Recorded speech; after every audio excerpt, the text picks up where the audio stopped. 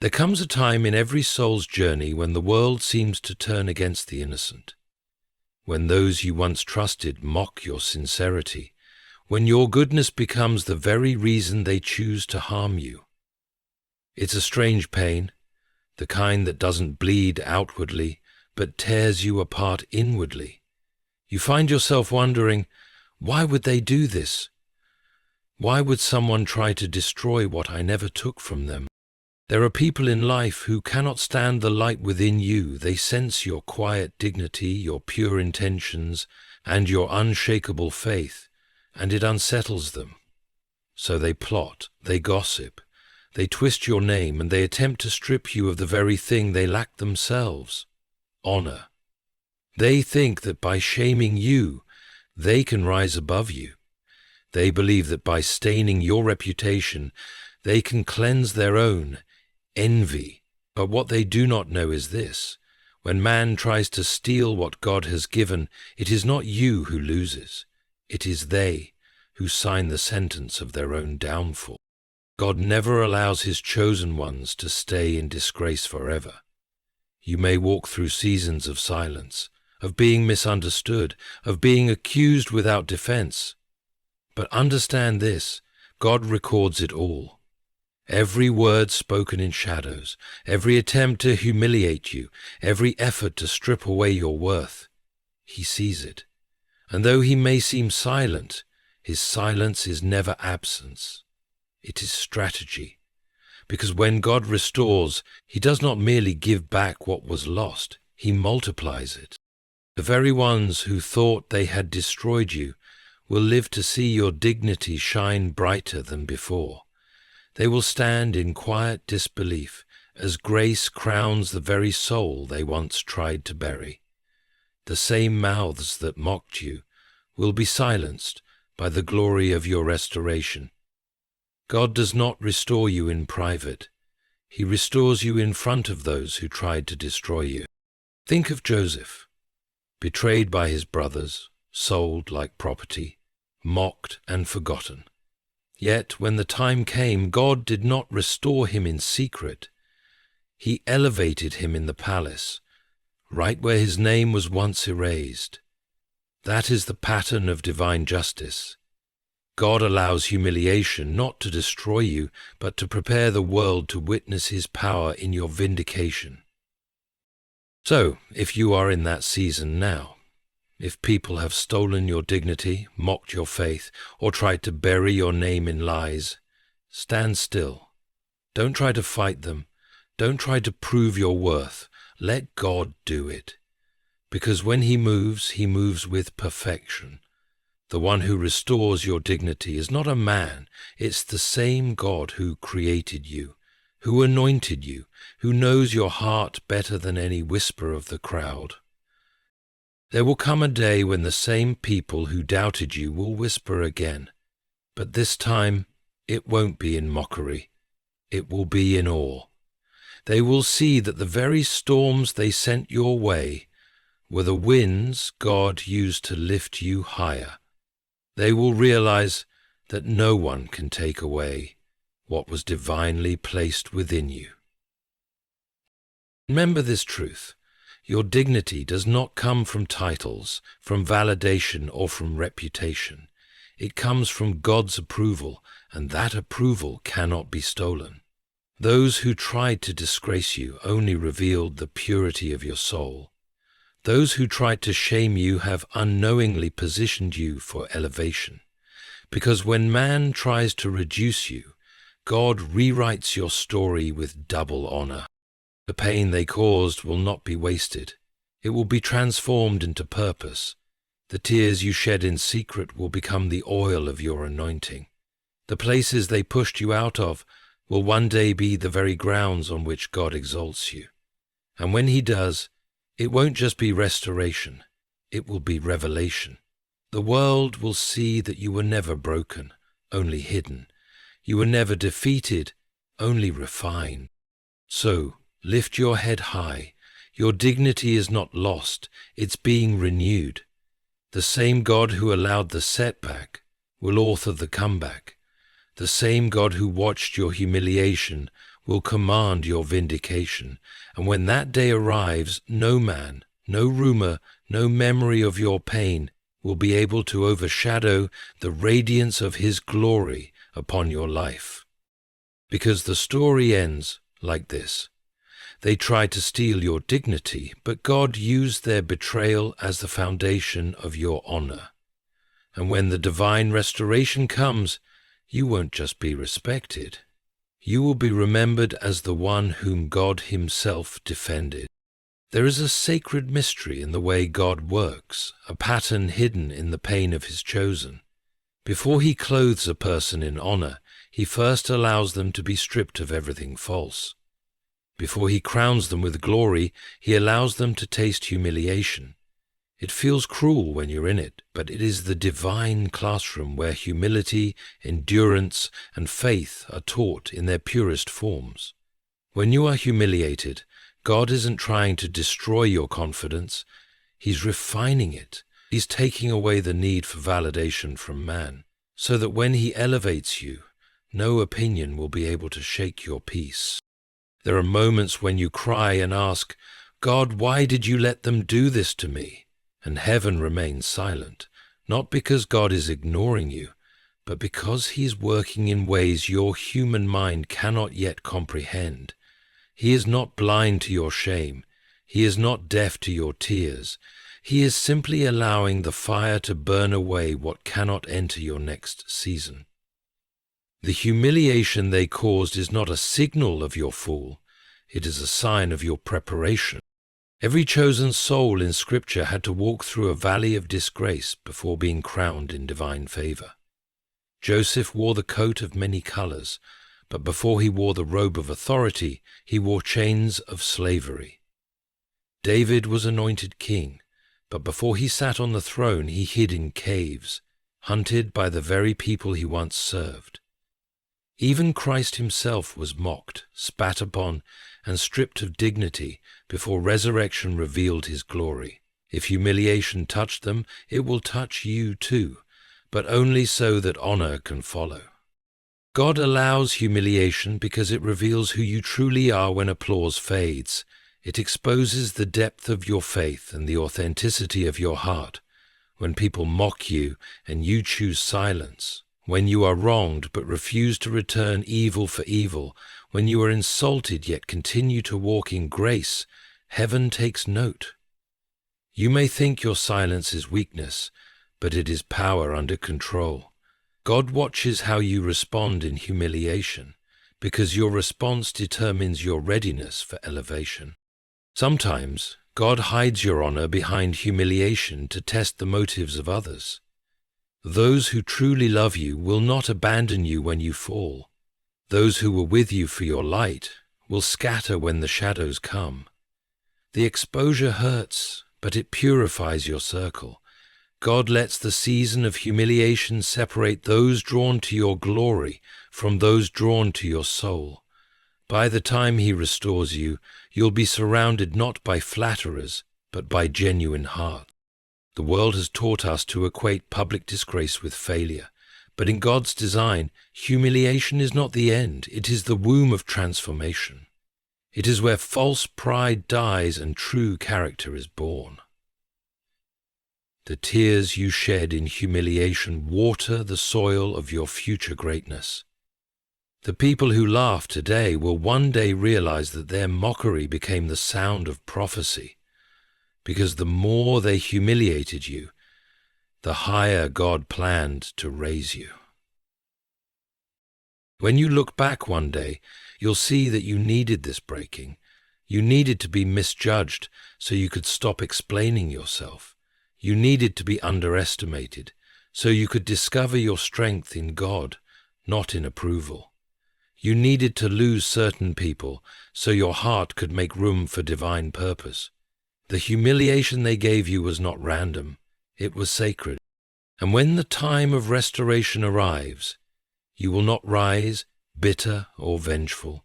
You will rise purified, wise, and radiant, with a humility that commands respect without demanding it.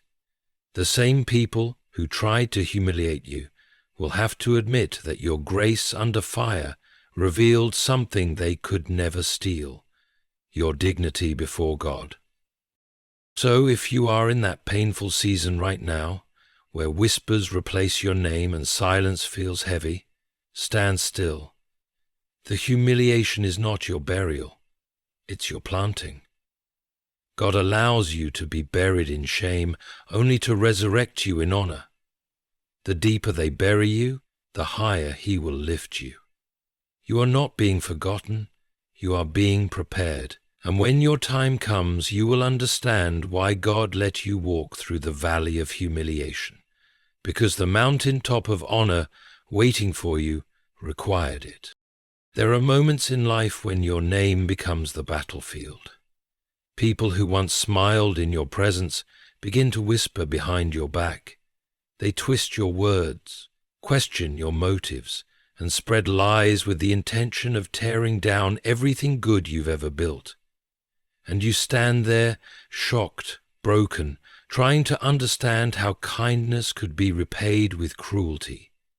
You feel powerless as your name travels through mouths that never understood your heart. Yet, amid the noise and the slander, there is one truth that heaven never forgets. They can touch your name, but they can never touch your worth. Your worth is not built on what others say about you. It was sealed long before the first rumor was spoken. It was declared by the very hands that formed you in the secret place. When God made you, He didn't base your identity on the opinions of others. He wrote His signature across your soul and called you worthy, not because of your perfection, but because of His purpose.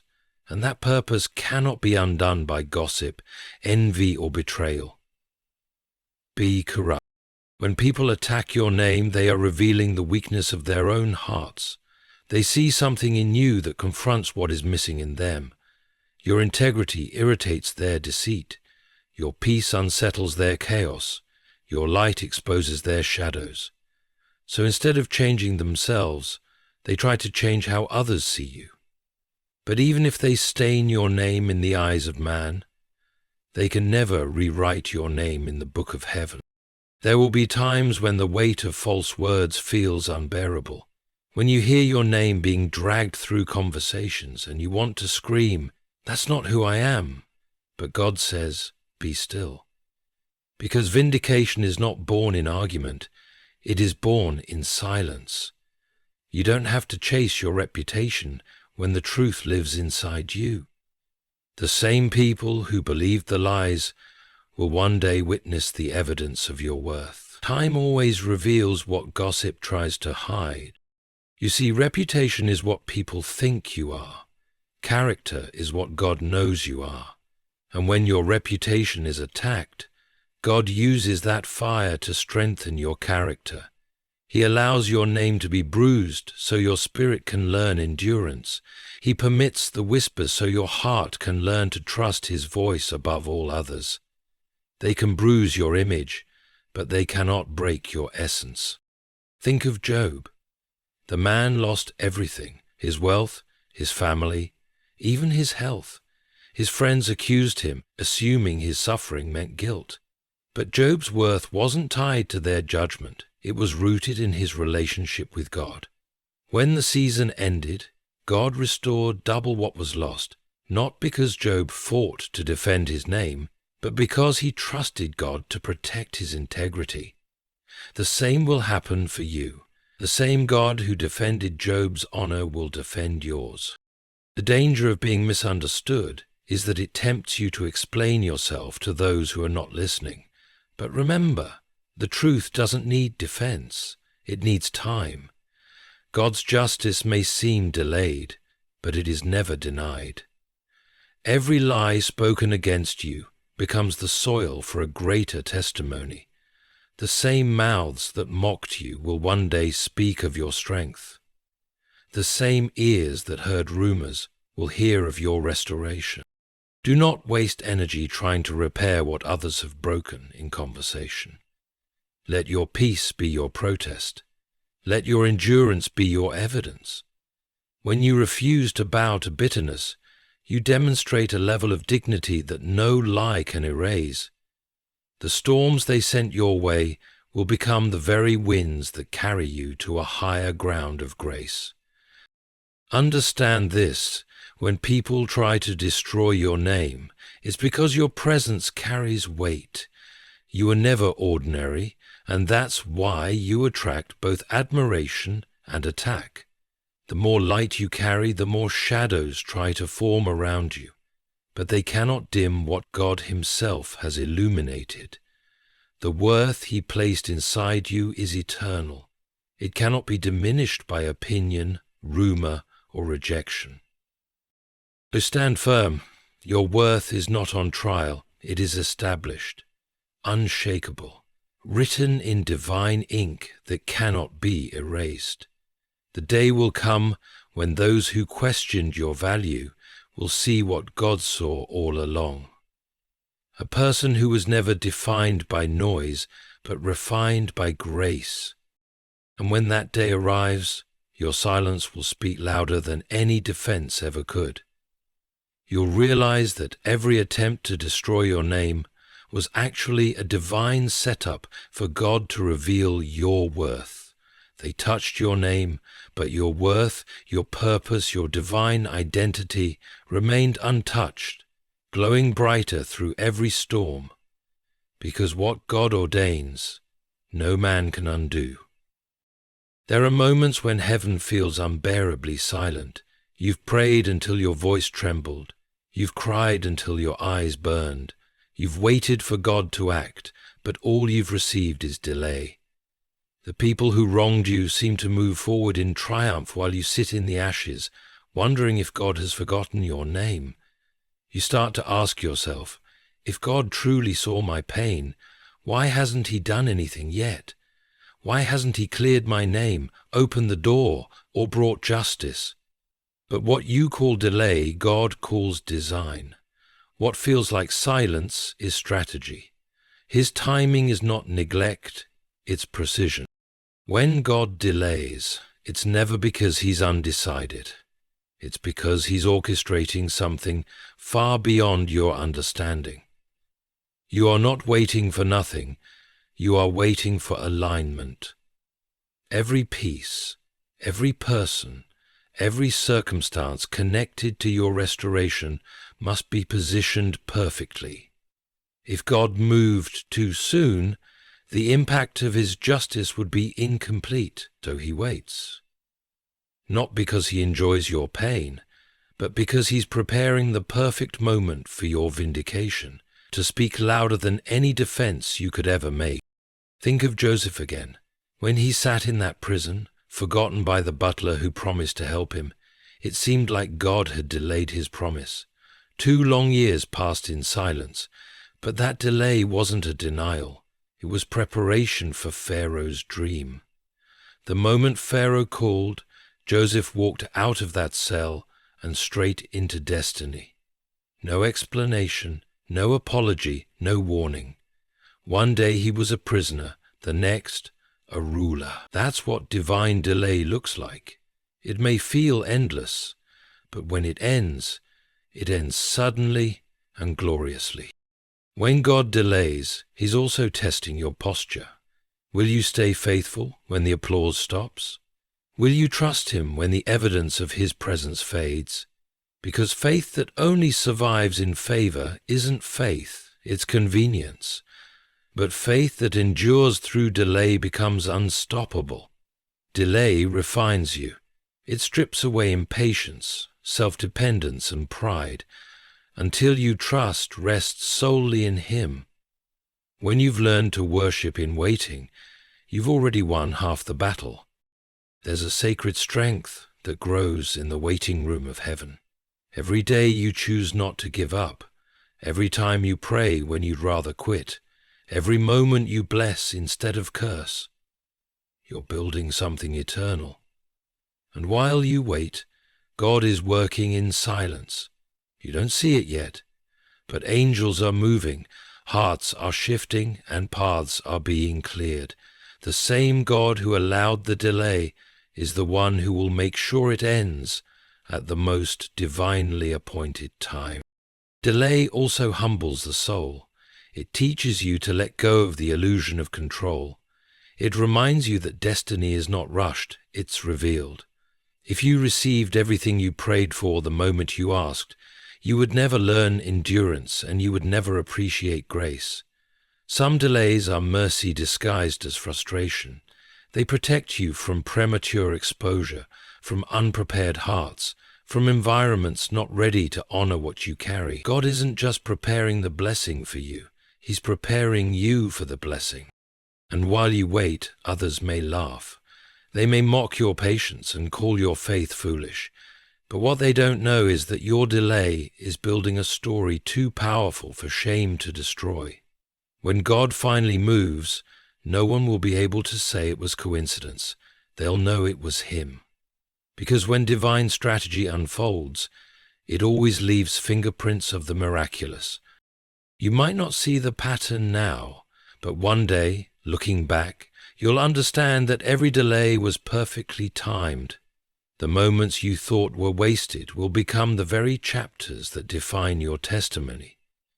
The rejection you thought was the end was actually the redirection toward your purpose. The silence that broke your heart was the pause before divine music began to play again. So, don't misinterpret God's stillness as absence. The delay is not denial, it's divine choreography. Every second He waits, He's weaving together threads of grace that will make sense only when seen from the other side. And when it finally happens, when the delay breaks, you won't rise with bitterness, you'll rise with understanding. You'll see that God's timing wasn't late, it was perfect.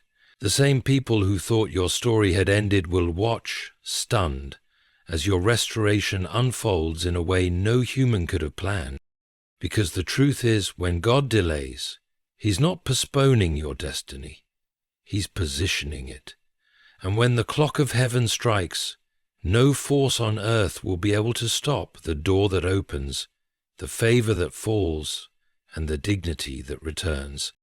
There's something deeply divine about the way God writes justice into the story of those who've been humiliated. He doesn't restore you in secret. He doesn't rebuild you quietly where no one can see. No. He waits until the stage is set, until the same people who watched you fall are gathered again, and then, in His perfect timing, He raises you in their sight. Because restoration is not only about blessing you, it's about revealing His power. It's about showing the world that He alone holds the authority to lift a person from disgrace to dignity. When you fell, people were watching. Some laughed. Some pretended to comfort you while secretly celebrating your downfall. Others stayed silent, convinced that your failure would be permanent. But they underestimated the author of your story. They thought your pain was the end, but it was only the pause between chapters.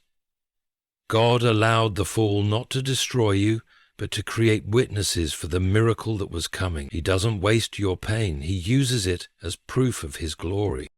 There will come a day when those who mocked your struggle will have no choice but to acknowledge your restoration.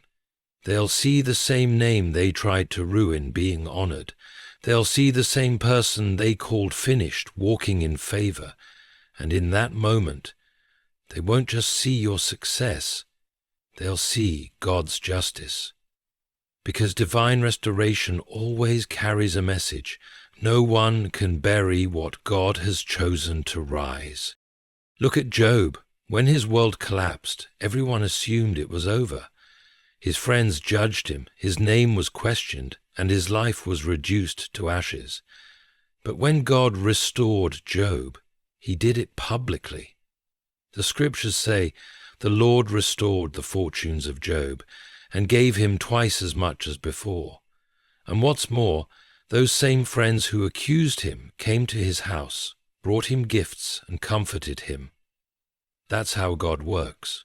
He turns humiliation into honor, and makes those who witnessed your pain witness your praise. When God restores, He restores with precision.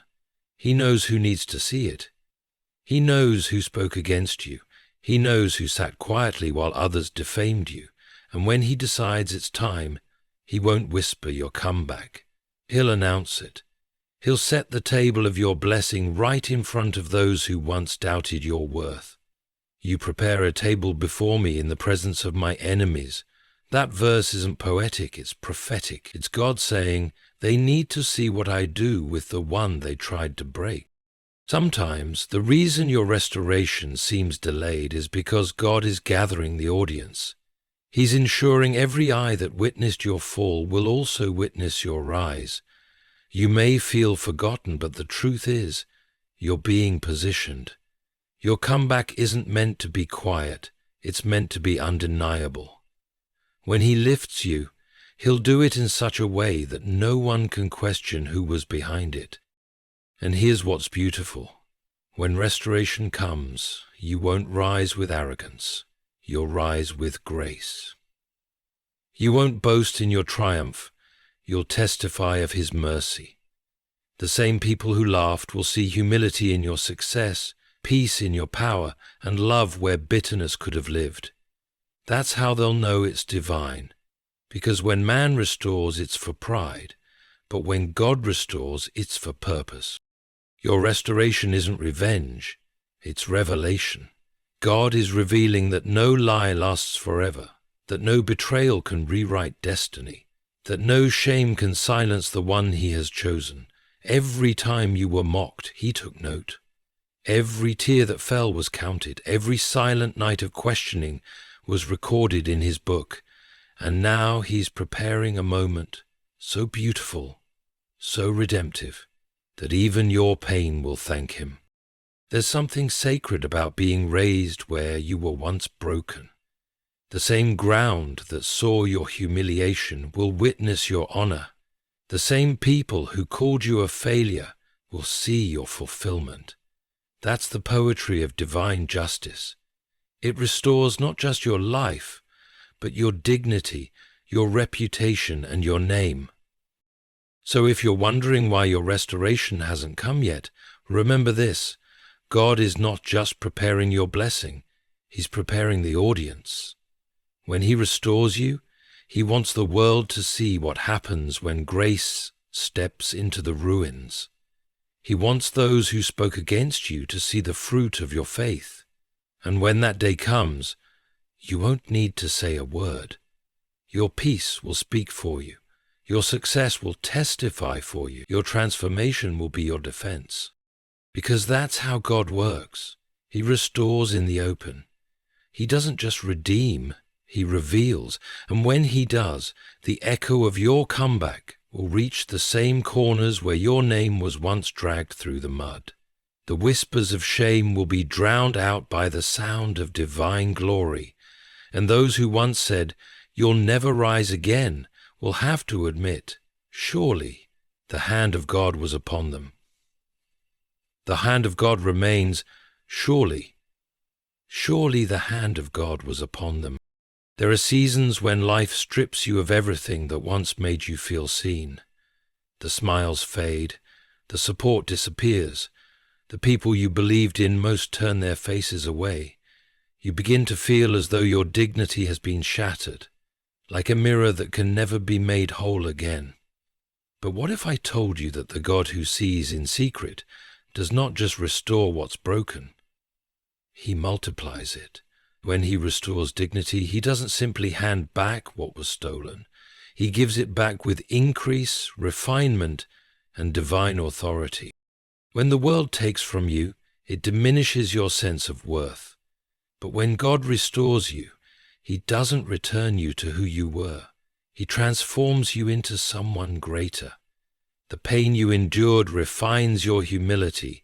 The betrayal deepens your compassion, and the rejection sharpens your wisdom. The result is not a copy of your former self. It's a new creation, carrying the fragrance of grace and the weight of divine maturity. That's what restoration means in the kingdom. It's not replacement, it's elevation. You may look at your life right now and think, I've lost too much. My name, my peace, my confidence, they took it all. But here's what you must understand. They never had the power to destroy your dignity. They could only distort how you saw it. Dignity is not something given by people.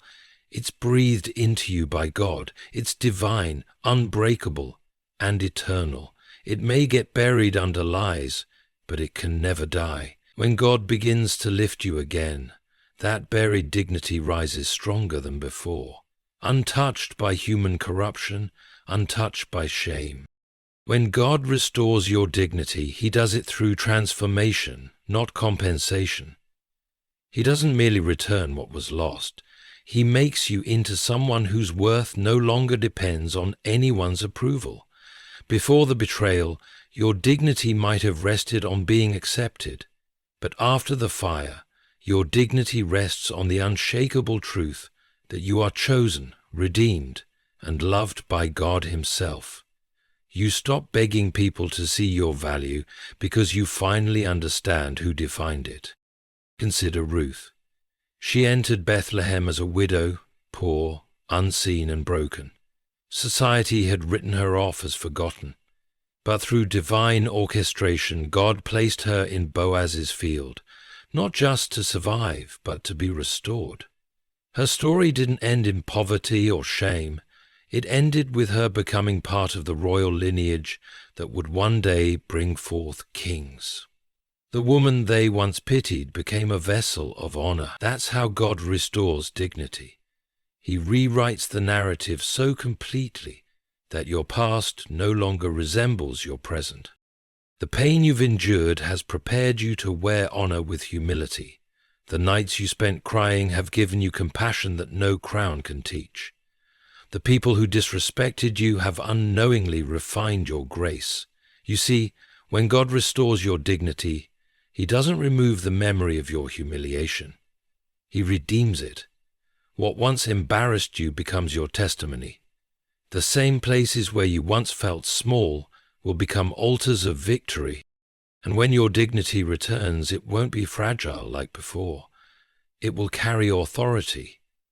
You'll walk differently, not because you need validation, but because you know your worth is divine. You'll speak with quiet strength because you've seen how God defends His own. The people who once looked down on you will sense the change. Your peace will intimidate them more than your success ever could. Your restored dignity will also become a weapon against darkness. The enemy thought he could destroy your confidence, but he only strengthened your faith. He thought humiliation would silence you, but it taught you to listen to God's voice above all others. He thought loss would break you, but it birthed purpose. When God gives you back your dignity, it's not just for you. It's for everyone who needs to see what divine grace can do. You become living proof that no betrayal, no shame, and no lie can bury a soul chosen by heaven. There's a verse that says, "For your shame you shall have double." That is not poetic exaggeration. It is divine promise. Every insult, every false accusation, every moment of disrespect is an entry in heaven's ledger. And God repays in abundance. But His repayment doesn't come in gold or recognition. It comes in peace, in purpose, in the restoration of your confidence in Him. That's the kind of dignity that no man can take and no storm can wash away. When the time comes, your restored dignity will not just lift you, it will lift others. Those who once pitied you will find inspiration in your endurance. Those who once doubted you will find faith through your story, and you will realize that what you went through wasn't meant to humiliate you. It was meant to build you into a vessel capable of carrying the kind of honor only the broken can bear. So hold on. The same God who watched you fall will raise you higher than you were before. The same world that once mocked you will one day honor you, not because you sought revenge, but because you allowed God to write your redemption. Your dignity is not lost. It's being rebuilt, remade, and refined by divine hands. And when it returns, it will shine brighter, last longer, and speak louder than any wound you've ever endured. It's one of the most painful truths to accept, that the very people who hurt you the most were actually pushing you toward your purpose. Their betrayal felt cruel, their rejection unbearable, their deceit unjustified. You wondered why God allowed them access to your heart, only to let them shatter it. But when you begin to see through divine eyes, you realize something extraordinary. What they meant for harm, God was using for direction. Every wound became a road sign pointing you closer to your destiny. Sometimes God allows you to be mistreated because comfort would have kept you in the wrong place. If certain people hadn't turned against you, you would still be trying to please them. If certain doors hadn't closed, you would still be walking the wrong path. The pain they caused was painful, yes, but it was also purposeful. They didn't realize it, but they were being used as tools to move you from where you were to where you were meant to be. When Joseph was thrown into the pit by his brothers, it looked like the end of his story. They thought they had erased him from their future, but in truth, they were unknowingly sending him into his destiny. Without the pit, there would be no Egypt. Without the betrayal, there would be no palace. The very act they intended to destroy him became the act that delivered him into his divine assignment. That's how God works. He transforms what was meant to bury you into the bridge that elevates you. The people who hurt you were part of a script they didn't even understand. They thought they were acting freely, but in truth, they were playing roles written by God's sovereignty. Every insult, every betrayal, every moment of humiliation, each one was strategically placed to shape your destiny. God didn't cause their cruelty, but He allowed it to guide you. Because sometimes pain is the only language strong enough to make us move. Think about how often God uses pain as a compass. You lost that relationship, and it hurt, but it also woke you up. You were betrayed, and it broke you, but it also freed you. You were disrespected, but it also made you turn your heart back toward God. The very people who made you question your worth forced you to rediscover where your worth truly comes from. They thought they were pushing you down, but they were pushing you into purpose. When you are chosen by God, He will not allow you to remain surrounded by people who can't go where He's taking you. And often He uses betrayal to create separation. If He had whispered, "Leave them," you might have stayed. But when they showed you their true selves, it forced your hands to let go. That heartbreak wasn't rejection, it was redirection. Every closed door was heaven saying, "You don't belong there anymore." And oh, yes, it's easy to curse those who hurt you, but if you could see the full picture, you'd thank God for them. Because without them, you wouldn't have learned discernment. You wouldn't have developed resilience. You wouldn't have discovered the strength that now defines you. The pain they caused awakened the warrior within you. It taught you that your value is not dependent on acceptance, but on assignment. Sometimes destiny requires that people underestimate you. If everyone saw your potential too early, they would try to control it. God hides greatness in disguise, wrapped in rejection, covered in misunderstanding, so it can grow safely. When they dismissed you, they unknowingly protected you. Their distance became your development. Their gossip became your grounding. Their cruelty became the catalyst for your calling. And when the time comes, you will realize something divine. You didn't lose anything. You were redirected to everything. You will look back at the people who hurt you and no longer feel anger. Instead, you'll feel gratitude, because without their betrayal, you would never have discovered who you truly are. You would never have seen the full power of God's ability to turn ashes into beauty. The irony of divine justice is that those who hurt you often become the reason for your rise. Their actions opened a door they didn't even know existed. They became unwilling instruments of your transformation. Their betrayal broke the illusion of control, and that's where your freedom began. So stop asking God, why did they do this to me? And start asking, what are you building through this? Because the truth is, they pushed you exactly where you needed to be. They didn't destroy your path. They designed it. Their actions didn't block your destiny. They built it. One day you'll stand in the very place their betrayal was meant to prevent you from reaching, and you'll smile, not out of pride, but out of awe, because you'll finally understand that everything, the lies, the pain, the loss, was necessary to get you there. Their actions were never powerful enough to stop God's plan. They were only powerful enough to fulfill it. And when that realization sinks in, peace will settle in your heart. You'll see that your enemies were never truly enemies. They were midwives of your purpose. What they meant to destroy you became the divine pathway that carried you into destiny. There will come a moment, so quiet, yet so undeniable, when the truth will rise like the sun after a long night of shadows. The very lies that once spread like wildfire will lose their power, and every false word spoken against you will crumble under the weight of divine evidence. You won't have to argue, defend, or prove anything. God Himself will speak through your life, and His restoration will do what your explanations never could. Every lie has an expiration date. The problem is, when you're in the middle of being misunderstood, it feels eternal. You replay conversations, you wonder what you could have done differently, and you feel powerless as people believe stories that distort your heart.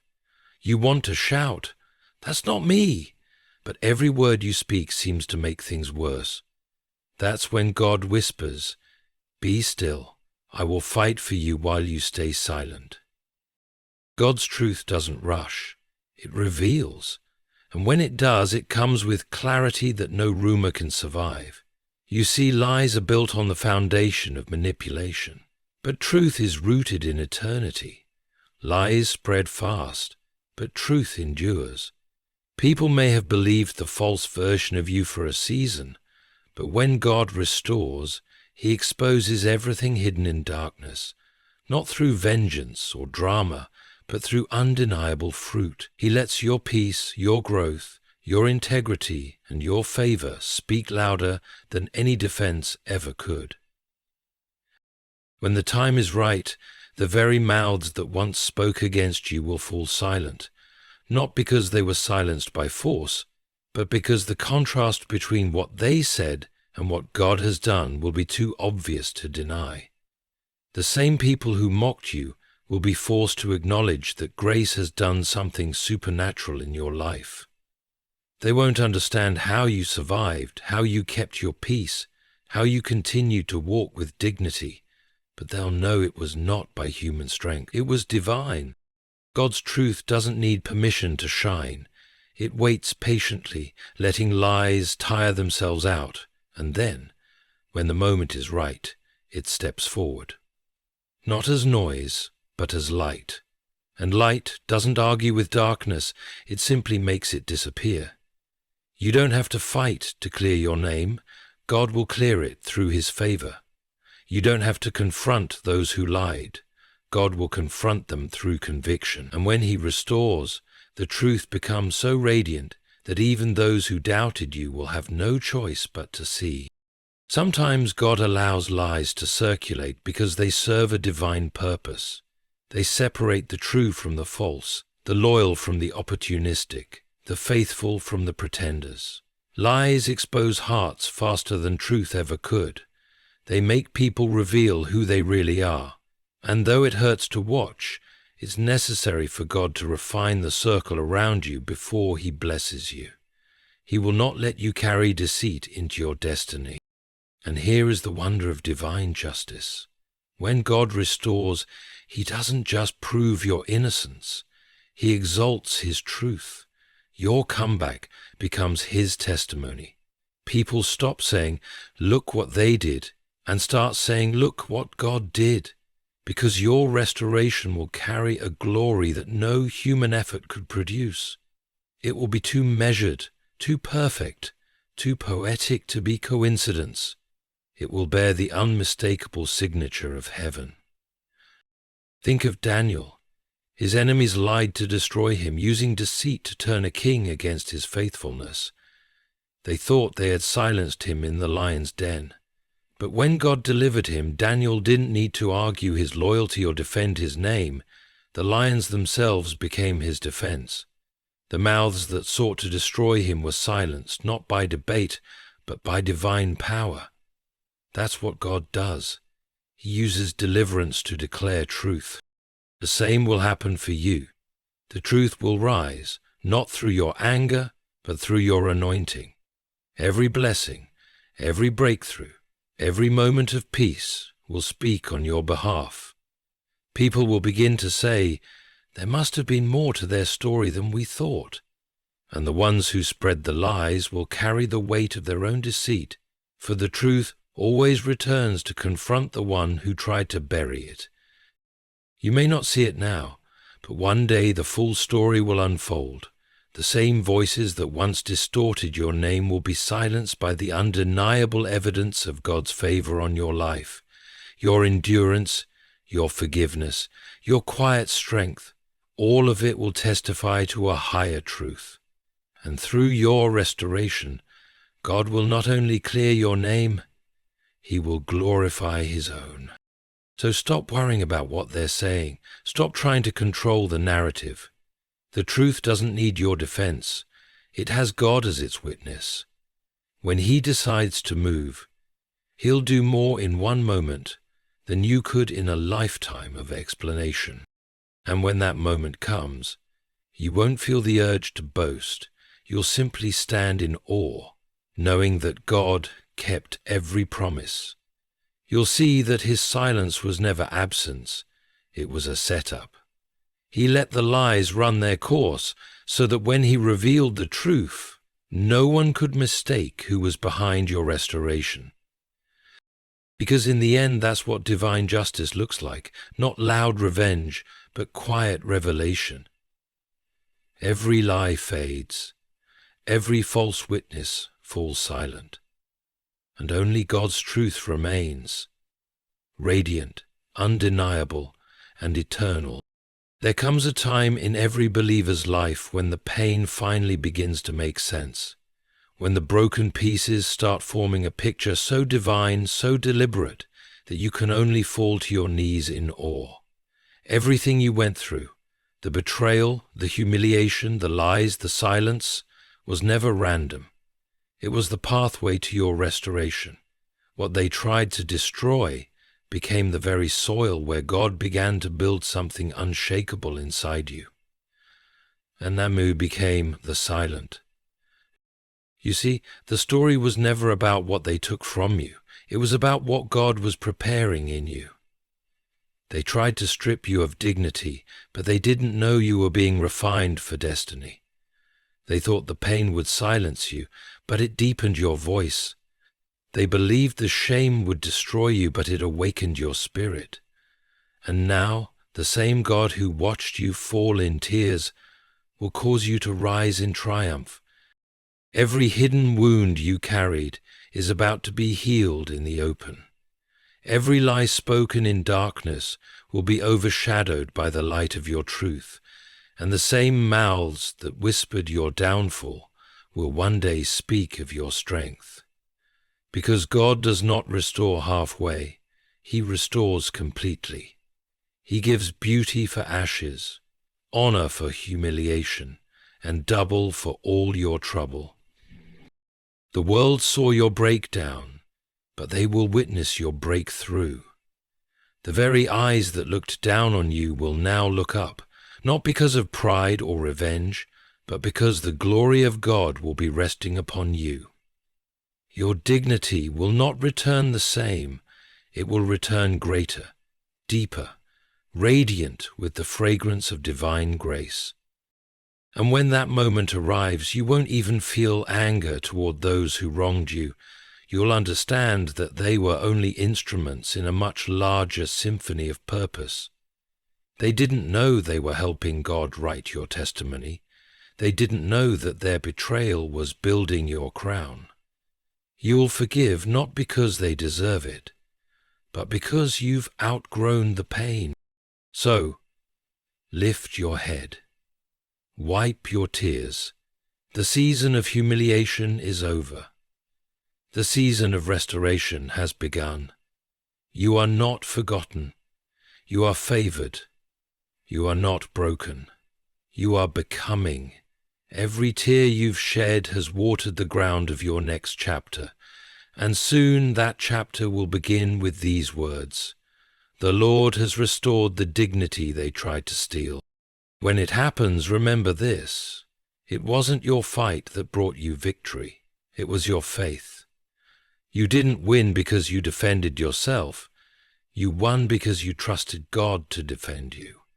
And when He moves, He doesn't just give you back your name. He gives you back your peace, your honor, and your purpose. This is your divine turnaround. What once brought you shame will become your story of strength. What once broke you will become the bridge that carries you into destiny. And the world will see not just your restoration, but God's hand all over your life. So stand tall, child of grace. The battle was fierce, but the blessing will be greater. God has not only seen your pain, He's preparing your glory. And soon every eye that witnessed your fall will stand in silence, watching what only He could do. Your dignity is returning, and this time it will never be taken again.